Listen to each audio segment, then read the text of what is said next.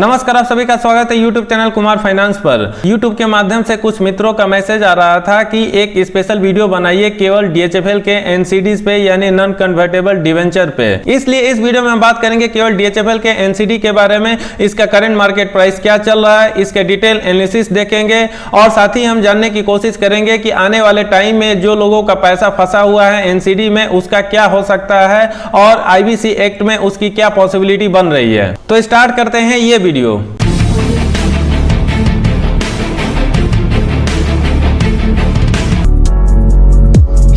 उम्मीद करता हूं जो लोग NCD में इन्वेस्ट करते हैं उनको पता होगा कि NCD क्या है, फिर भी थोड़ा सा ओवरव्यू देना चाहूंगा पूरे डिटेल में उतरने से पहले।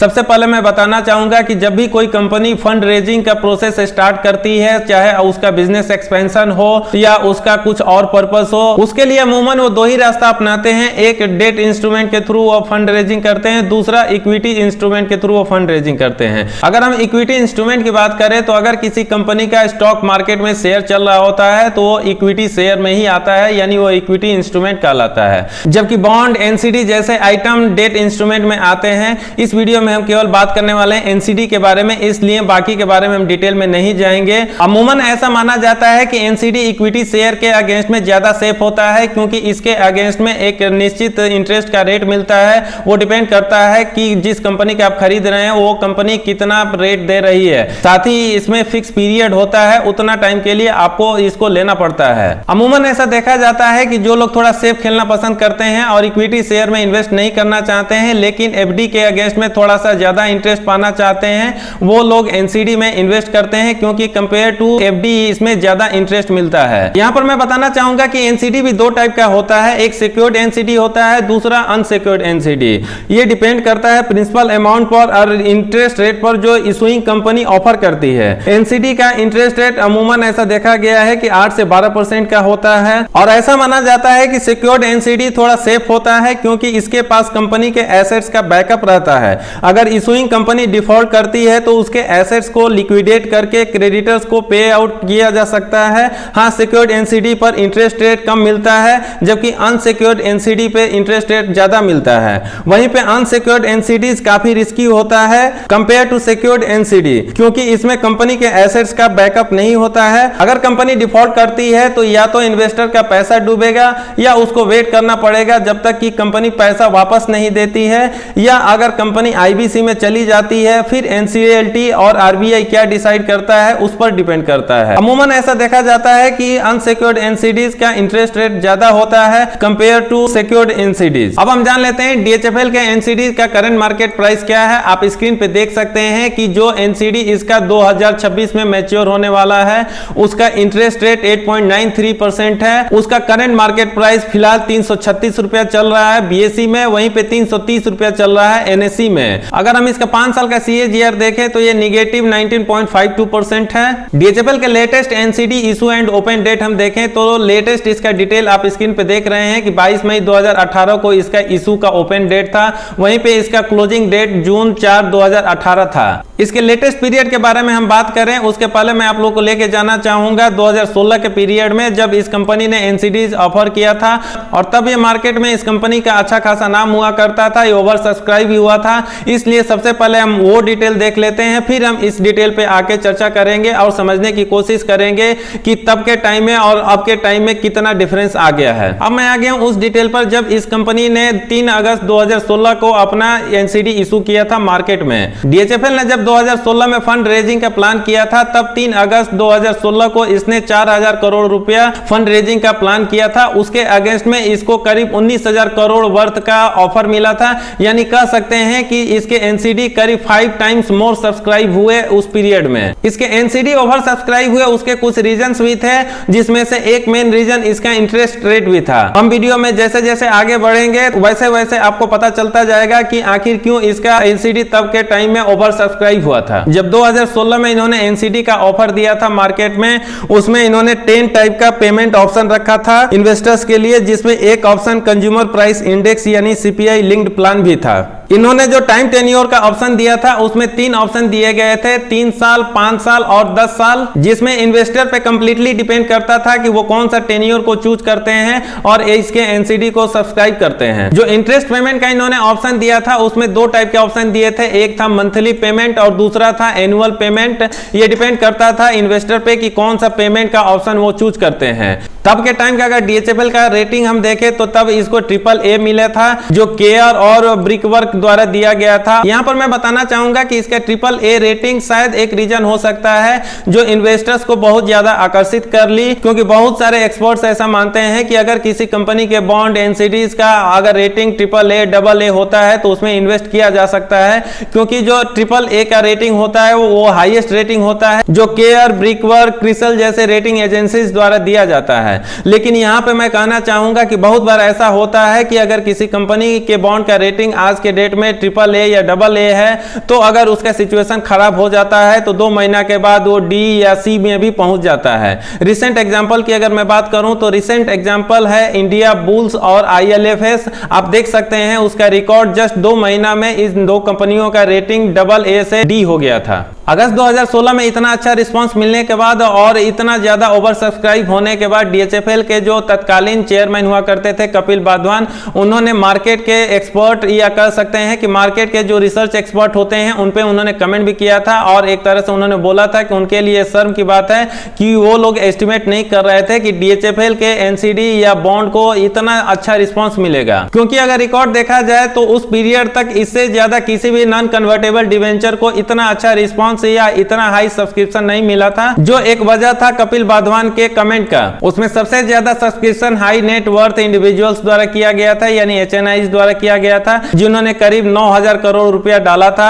उसके बाद इंस्टीट्यूशनल इन्वेस्टर्स का नंबर आता है जिन्होंने करीब 5,000 करोड़ रुपया का सब्सक्रिप्शन किया था। इसका एनसीडी ओवर सब्सक्राइब होने का जो दूसरा मेजर रीजन मुझे समझ में आता है इसके रेटिंग के अलावा इसका इंटरेस्ट रेट, क्योंकि तब ऐसा देखा जाता था कि जितने भी AAA रेटेड बॉन्ड्स है उनमें मैक्सिमम 8 to 8.25% का इंटरेस्ट यील्ड मिलता था, जबकि इस कंपनी ने करीब 8.74 to 9.1% दिया था। ये 8 से लेकर जो 8.25% का इंटरेस्ट पे यील्ड मिलता था ये प्राइवेट प्लेसमेंट मार्केट में मिलता था। वहीं पे कुछ बॉन्ड्स ऐसे हुआ करते थे जो सेकेंडरी मार्केट में ट्रेड हुआ करते थे, उन पे करीब 6% का इंटरेस्ट यील्ड हुआ करता था। ये हालांकि टैक्स फ्री बॉन्ड्स हुआ करते थे। शायद आप लोग को आइडिया होगा कि जब भी कोई कंपनी आईपीओ या बॉन्ड्स लेकर आती है मार्केट में, उसके लिए वो कुछ फाइनेंशियल सर्विसेज कंपनी का सहारा लेती है। इसके भी कुछ 6 फाइनेंशियल सर्विसेज कंपनी थी, या यूं कहें कि 6 अरेंजर्स थे, जिसमें से एक थे एडलविस, दूसरा AK कैपिटल सर्विसेज लिमिटेड, तीसरा ICICI बैंक लिमिटेड, चौथा SBI कैपिटल मार्केट्स लिमिटेड, पांचवा trust investment adviser private limited और छठा यस सिक्योरिटीज लिमिटेड। शायद ये अरेंजर का लिस्ट भी एक कारण हो सकता है इसके एनसीडीज का ओवर सब्सक्रिप्शन का और साथ ही अच्छा फंड फ्लो का इसमें, क्योंकि बहुत लोग ऐसा मानते हैं कि अगर कोई रेपुटेड फाइनेंशियल सर्विसेज कंपनी किसी भी कंपनी का शेयर हो या बॉन्ड्स हो मार्केट में ला रही है और उसका रेपुटेशन काफी अच्छा है तो उसमें इन्वेस्ट किया जा सकता है। आप लिस्ट के हिसाब से देख सकते हैं कि जब इतनी अच्छे अरेंजर हैं तो निश्चित ही लोगों का अट्रैक्शन इसकी वजह से बड़ा होगा। अगर डीएचएफएल के इंटरेस्ट यील्ड हम देखें जो ऑफर किया गया था उस टाइम में, उसमें इंस्टीट्यूशनल इन्वेस्टर के लिए 8.74% to 9.1% दिया गया था, जबकि रिटेल इन्वेस्टर्स के लिए ये 8.33 to 9.33% दिया गया था। अगर इसका कंपैरिजन हम किसी दूसरे AAA रेटेड बॉन्ड से करें जो Mahindra and Mahindra finance company ने दिया था, जो शायद आप लोग को भी पता होगा, तो जून 2016 में महिंद्रा एंड महिंद्रा कंपनी ने 1000 करोड़ का फंड रेजिंग किया था और उसके अगेंस्ट में इसने 9% का यील्ड घोषित किया था 10 इयर्स के बॉन्ड्स पर। हालांकि बहुत अच्छा प्रॉफिट देख HNI क्लाइंट्स जो थे उस टाइम उन्होंने अपना अच्छा खासा प्रॉफिट भी बुक कर लिया था इक्विटी मार्केट में, जबकि फिक्स इनकम ओरिएंटेड जो इन्वेस्टर्स है जो अमूमन रिटेल इन्वेस्टर्स होते हैं वो FD से जब इसका कंपैरिजन किए तो उनको ये ज्यादा अट्रैक्टिव लगा, वो इसको एज यूजुअल कंटिन्यू रखे, क्योंकि उनको ऐसा लगा कि डीएचएफएल का जो बॉन्ड अभी उनको मिल रहा है ये AAA रेटेड है और साथ ही FD के अगेंस्ट में काफी अट्रैक्टिव ये रिटर्न या इंटरेस्ट दे रहा है। एक और रीजन जो मार्केट एक्सपर्ट द्वारा बताया जा रहा है इसके बॉन्ड को ओवर सब्सक्राइब करने का, तब के टाइम में ये अपने एजेंट को अच्छा खासा इंसेंटिव ऑफर कर रहा था, तो ये भी एक रीजन हो सकता है इतना ज्यादा क्वांटिटी में सब्सक्रिप्शन का। इसके अलावा डीएचएफएल ने तब CPI लिंक्ड बॉन्ड्स भी इशू किया था मार्केट में, लेकिन ये उतना ज्यादा सब्सक्राइब नहीं हुआ क्योंकि इसमें जो दिया जा रहा था 4.08% प्लस CPI इन्फ्लेशन, यानी कह सकते हैं कि उस टाइम का जो इन्फ्लेशन का रेट होता था उसके के ऊपर ये 4.08%।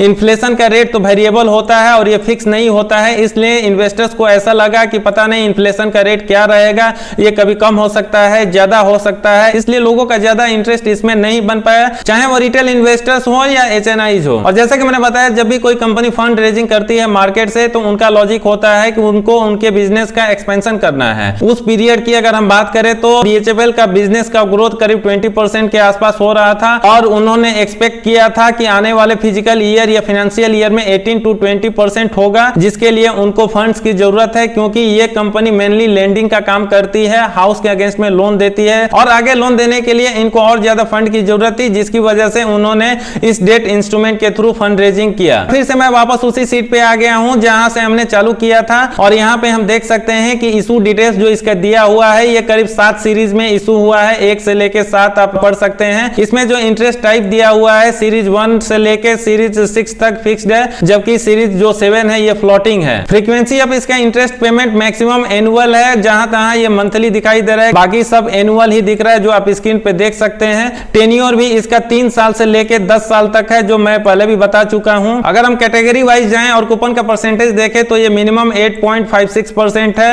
8.9% भी है, लेकिन मैक्सिमम जो इसका कूपन का परसेंटेज है वो करीब 9.10% है और ये 5 के लिए है जो कैटेगरी में दिया हुआ है। जैसा कि पहले हम डिस्कस कर चुके हैं, एक बार फिर हम नजर डाल लेते हैं इसका जो करंट मार्केट प्राइस चल रहा है एनसीडी का, ये करीब 350 पे चल रहा है। 6 जनवरी 2021 के स्टॉक मार्केट में इसका प्राइस में अप देखने को मिल रहा है जो 3.76 है और परसेंटेज वाइज ये 1.09% है। लेटेस्ट अलॉटमेंट डेट अगर हम इसका देखें तो ये 4 जून 2018 हुआ करता था, जब मुझे ऐसा लग रहा है कि करीब फरवरी मार्च का जब इसने रिजल्ट अपना आउट किया था, तभी से ये समझ में आने लगा था कि ये कंपनी दिवालिया की तरफ बढ़ रही है, क्योंकि तब कर्ज इस पे बहुत ज्यादा हो गया था और 2018 एक ऐसा टाइम पीरियड था जो मुझे लगता है कि बैंकिंग की तरफ से इनको लोन आना बंद हो गया था और maximum NBFC company under crisis आ गई थी, जिसमें से कुछ ने सर्वाइव कर लिया और कुछ सर्वाइव नहीं कर पाई। DHFL नहीं सर्वाइव करने वाली कंपनी के लिस्ट से आता है। हो सकता है इसके दूसरे भी कुछ कारण हो, जैसा कि बताया जा रहा है कि फंड में इरेगुलरिटीज किया गया इसके फॉर्मर प्रमोटर कपिल वाधवान द्वारा, वो किसी और वीडियो में हम बात कर लेंगे।